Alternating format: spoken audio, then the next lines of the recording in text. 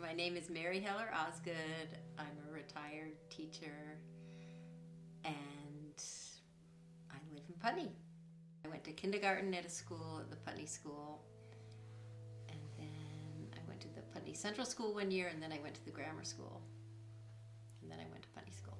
We would just walk there or ski there through the woods to go to school. My name is Noah Hoskins. I'm a history teacher at the Putney School. I also run this farm, the Bunker Farm, with my family. I think that much like the school, there is no usual day on the farm. At different times of year, things are really, really dramatically different, and that's sort of what makes those two different parts of my life work together. My wife runs the greenhouse and nursery part of the farm, and my brother-in-law runs the maple sugaring part of the farm, so I help them keep everything running and going smoothly, but that means that everything's always a little bit different every day depending on what's happening. I think in those days, life was really free. One of my stories is riding a horse with a friend, and I asked her, why do you have a toothbrush in your pocket? And she said, oh, in case I end up at your house overnight. So, I mean, we would just go, and I don't think people worried much. It was great. It was great. It was a great place to grow up. I think that the core parts of it are similar to now. Skiing in the wintertime and swimming in the summertime and all the good things that go with being Vermont. As a kid, the different seasons, and I grew up on a small farm, and that was great. Lots of animals and people around all the time, and lots of stuff going on, and always learning new things. I think the hardest part of always living in the same place was probably when I was in my 20s, because it's a time where a lot of people are really focused on, building new communities and new friendships in largely urban areas. A lot of people from here move away, and I was interested in working in agriculture, and that doesn't happen in Brooklyn. So I think that there was a sense that there was a lot of energy happening in those places, but I also was learning a lot of wonderful things and hanging out with some pretty amazing people, doing some pretty amazing, very real and tangible things in the countryside. But when I went to Putney School, I would say boys and girls were treated pretty equally, and we all dressed the same. Everybody dressed the same. Everybody wore Levi's and turtlenecks or something, or flannel shirt, except for the people who didn't wash, but there are plenty of those. But it was really simple that way, and when I went to college, I realized there was an expectation for men and women to be more different, and that I don't think at Putney I felt I experienced that. I happened to go the first year there was co-education, and I wasn't used to not being treated equally. Oh, people would just come up to you and say, co-ed, go home. Quite a few worse things than that, but there were a lot of students that didn't want that to happen, and I think that was hard for all the women there. But my savior there was that I was on the ski team, and we had a great group of men and women, and it was fine. My name is John Caldwell.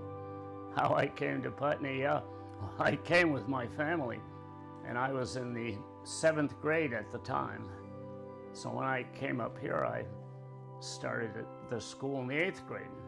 Well, this school was amazing. I was in a very small class. That's where I met my future wife. We met together in the 8th grade. It was more rough and ready then. There was more physicality.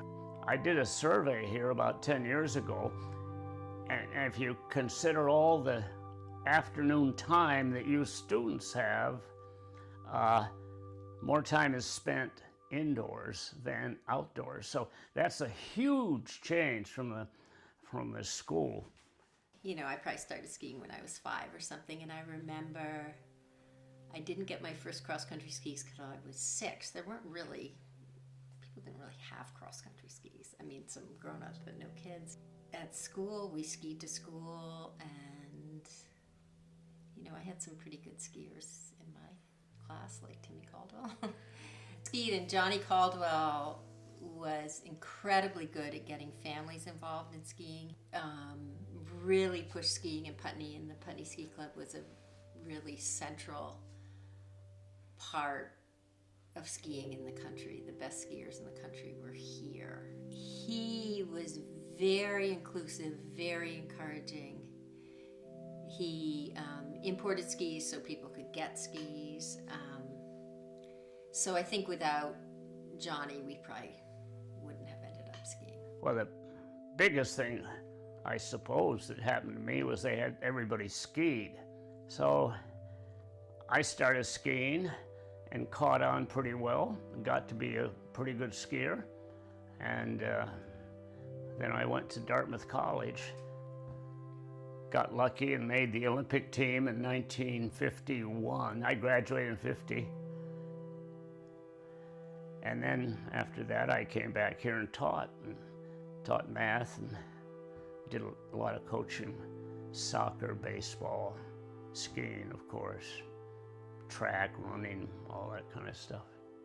The day of the cross country and the day of the jumping, I had bad shoulders, bad arms. I couldn't button my shirt up. I had to get my roommate to button my shirt. So I finished, 26. The results say 26. If you look carefully at the results, you'll see that only 26 people finished. So I was 26 out of 26. What was my strategy in coaching? I don't know if I had any strategy. I started to get a lot of students coming out for skiing. And if there's anything that I hate, it's drills. So I said, we'll get rid of some of these kids. My God, about 2 days later, some kids would come up to me and say, "Hey, Johnny, can we come out for the ski team? We hear it's a lot of fun."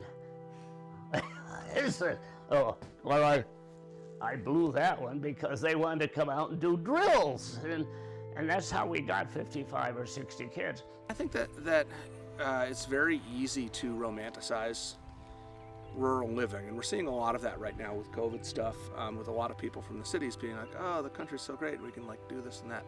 But I think that there were times where it was a challenging place to live for people. I think that with the decline of smaller farming, I think that there's real challenges in rural communities, in the Middle West, and that certainly was evident in the time I was in Ohio. That's part of living in a rural area, is a desire to see something more and to experiment with different things. I think for me, as I said, I was very, very interested in food. I was very, very interested in the role that food played in communities and people's lives. I was very interested in communities in general and how communities survive, and one of the things that communities need to survive is continuity.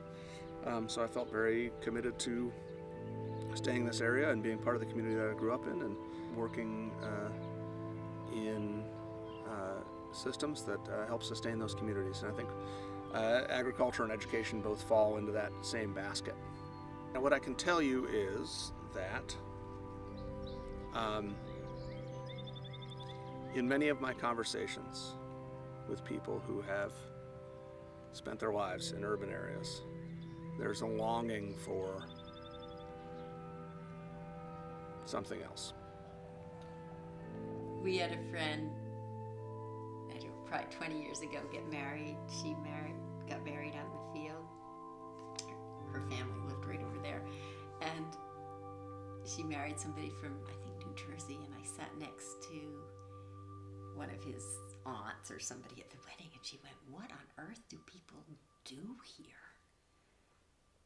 I said, well, we work and live. And she said, she just couldn't understand how somebody could actually live here. I think wherever you are, you find something to do. That's all I know. Thank you. You know all I know.